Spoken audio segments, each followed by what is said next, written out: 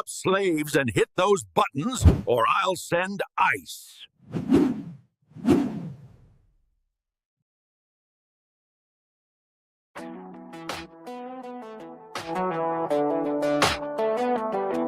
Hold up, grab my soda, cause I told ya I'm colder than hell. I ain't buying what you sell, it don't ring my bell. Unless it's got the smell, you know, like grape pape. We ain't talking vapes or the color of drapes, or a gorilla in a cape. It's the good shit, just one hit. You so lit, you fall into a bit, non-bit.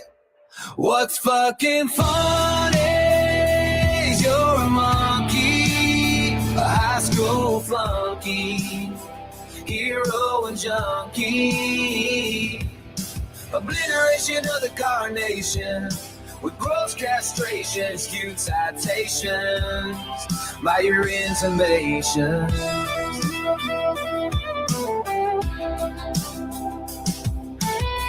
Get real, young man, there's only one stand. You can't stand a suntan, how you gonna live on the land? Obliteration of the carnation with gross castration in skewed citations by your intimations. I'm a truth in rotation, you're a cheap imitation. Dark said hums, 808s make the ground shake. Cold as the grave, every word's a land quake. You're a flicker in a cipher, I'm the flame that won't fade. Step into the night where the shadows are made. What's fucking funny is you're a monkey, a high school flunky, hero and junkie. I'm gonna click another hit of this good shit, and I'm already it, so take over, it's been non-bit.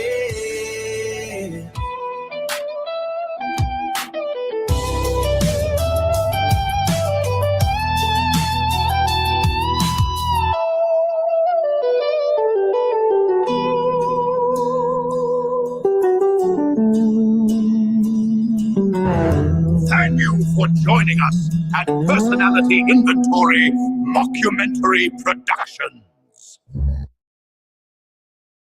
And greetings, everybody. Keith here. Hoping everybody's having a good day, enjoying life, living life, loving life.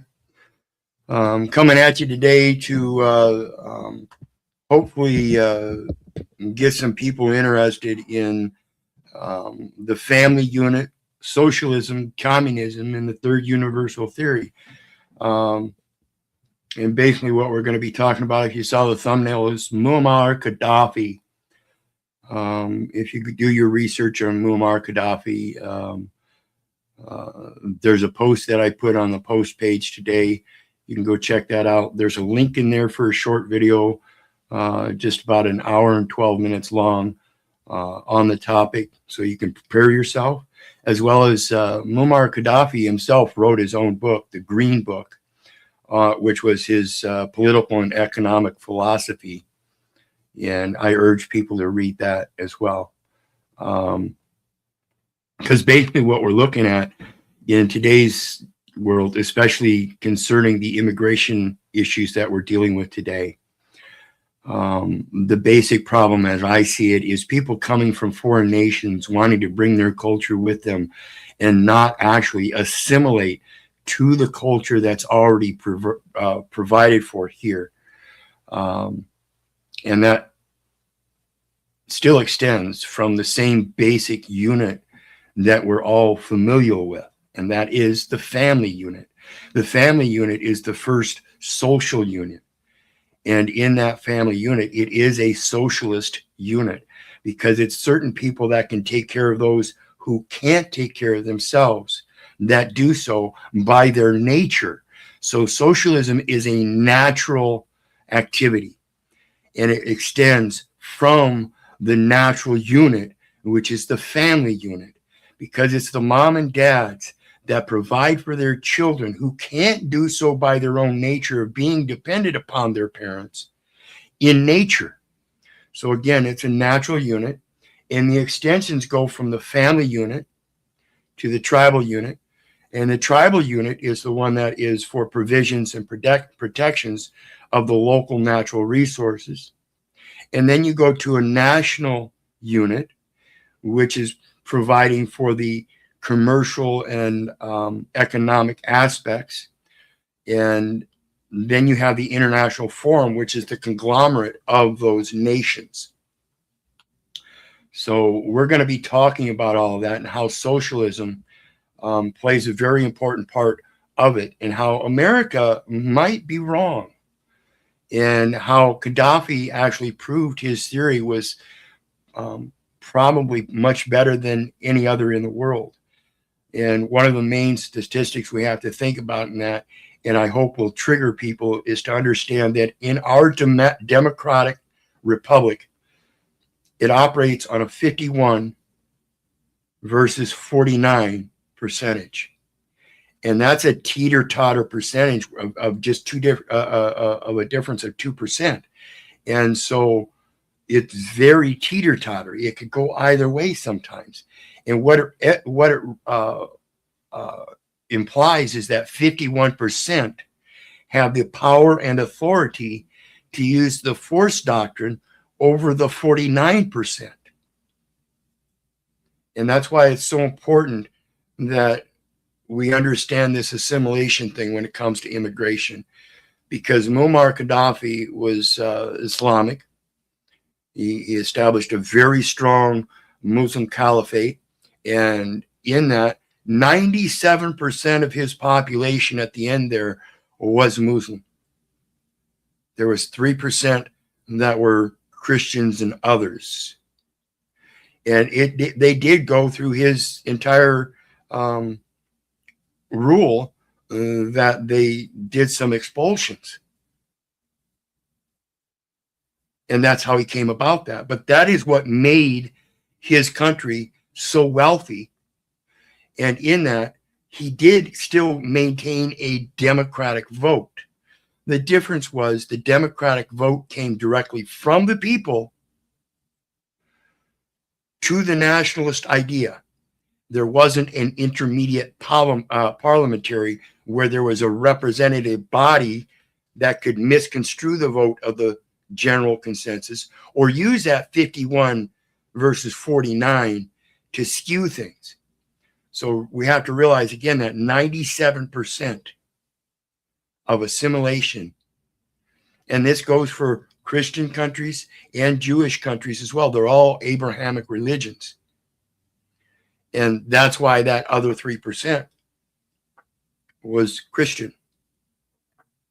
They got rid of most other people. And it's important to understand that it's because they had familial culture. So when we have different cultural societies, they separate and they use and possess the land of those different areas for their natural resources. And they have tribes to protect and provide for that. And then they have the national aspect of the corporate exchanges between those two different cultural areas, so that people that don't have oranges can still have oranges, even though they don't come natural to their own area. This is the importance of the national venue and the importance of the international aspect of that trade in the commercial aspect. So I'm hoping to, I'm just putting out a notice today. Those that are interested, I'm going to be doing a panel on that. And I think it's a very important topical discussion because, again, the thing that we have, and Gaddafi expresses this in his book, is that we have a democratic society that's using languages and other things to separate and divide us. And that's one of his things about the national philosophy he had with the third universal theory of putting the power back directly to the hands of the people, is that they can no longer be miseducated because now that responsibility also resides in them. So the education is provided through a corporate structure rather than a political mandatory structure. Okay. So And this here today is just a short video to catch people's attention that the family unit is the foundational natural unit. And in that nature, it is a socialist body. And that socialism itself has several different levels. One is the family level. One is the socialist level, which is the tribal level. And then you have communist level, which is the national level. And then you have this third universal theory where it puts that power back in the hands of the people, averse to the socialist and the communist. And they're different levels. And China claims to be communist, and they claim to be the higher level of socialism. And most people in this political venue recognize socialism as the lower level of the same thing. You have socialists that may be socialists, but they're not communists. But being communists, they have socialism in there. Socialism resides, that's what society, that's what the term society comes from.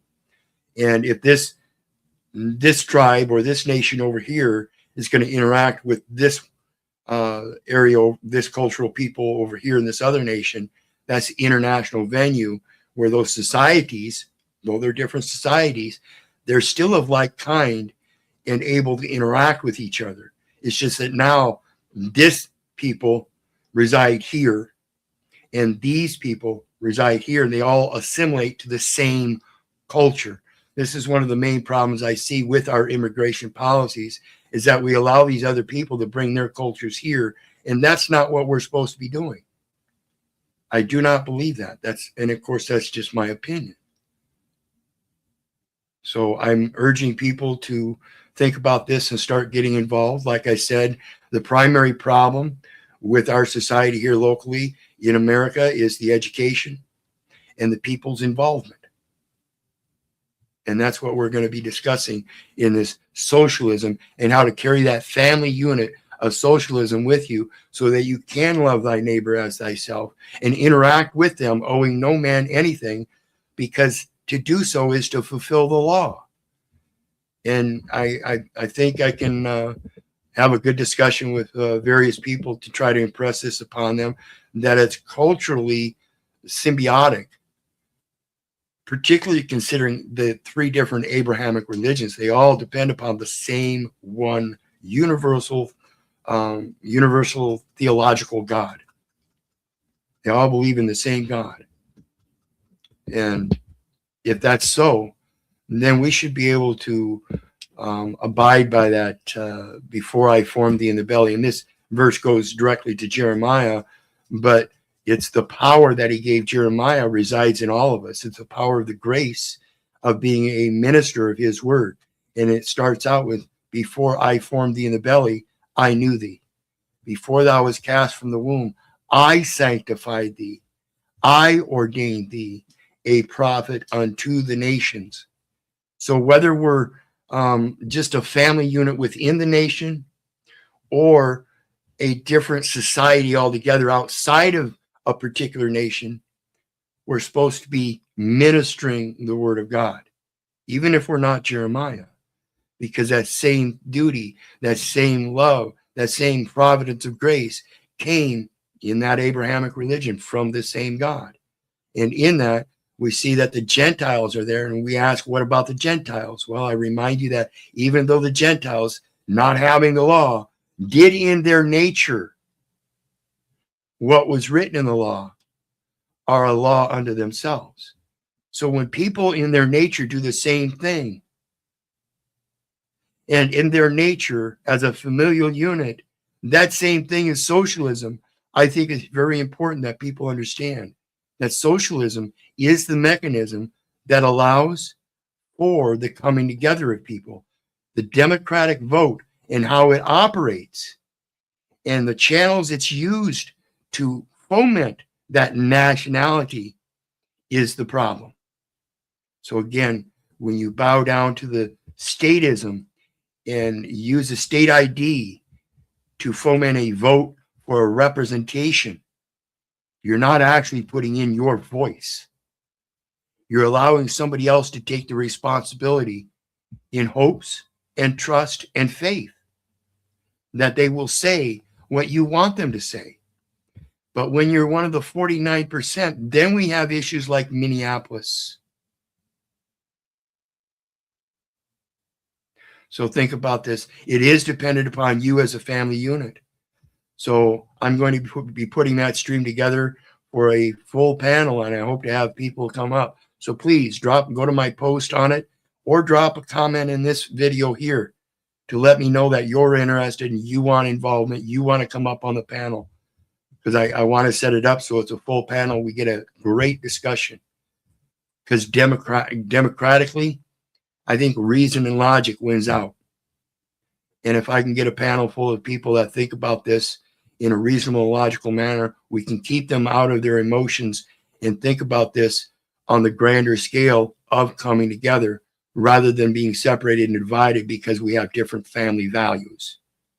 Because I believe technically we all do have the same family values of socialism. And that's what needs to be fixed. So in that, I appreciate everybody's attention today. Go ahead. And again, like I said, leave a note, leave a comment for me, letting me know you're interested.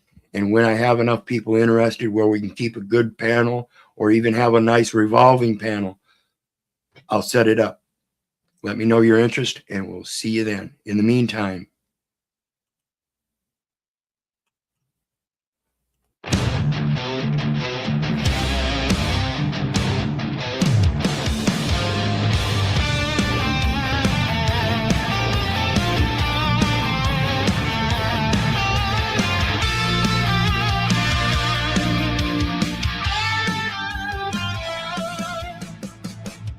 accounted for, my name's been read, written in the ledger where the lamb was led. Did not the body, did not the blood pay every debt in the flood of love? So tell me now, what's left to owe?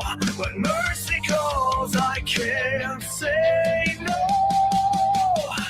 Are we too old? No man anything, just grace erase what the law might bring. If love's a yaw, then love fulfills all that binds all their wills.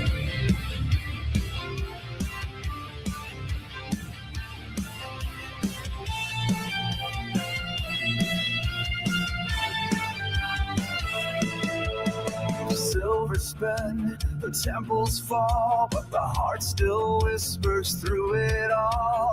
Render to God what is divine, and what remains is only mine. So tell me now, what's mine to keep, when every truth cuts dark and deep? Are we all no man anything? Does the blood absolve the suffering? If love's the law, then I am free. But is that law the law of me?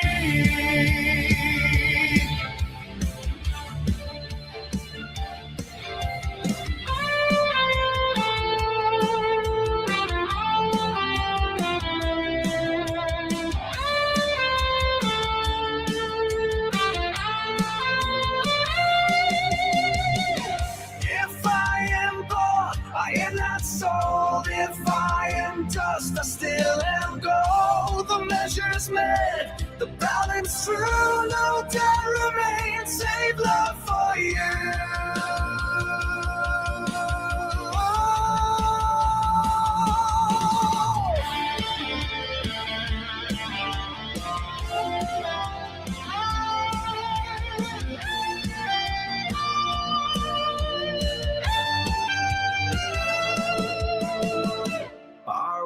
To owe no man anything, did not the Christ pay everything? The law fulfilled, the veil torn through. Now the law of me is loving you.